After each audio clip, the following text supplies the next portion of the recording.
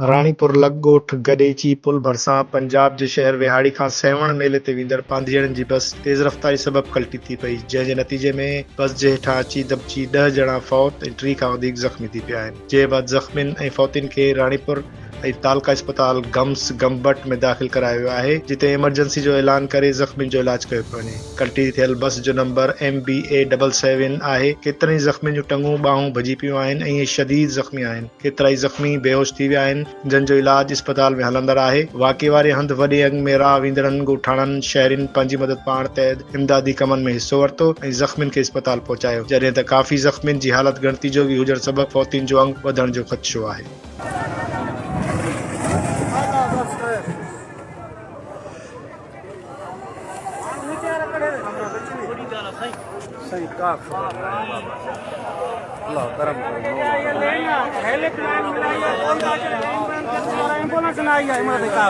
घणा माण्हू फोती आंदा माण्हू घटि में घटि 12 माण्हू फोत ने अञा मथे 10 माण्हू पकड़ा लेडीज होता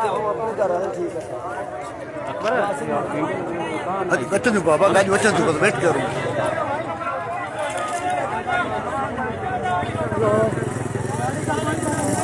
गाॾीअ खां पोइते थी वञो, पोइते थी वञो गाॾीअ खां थोरो बाबा तव्हां पोइते छो न भला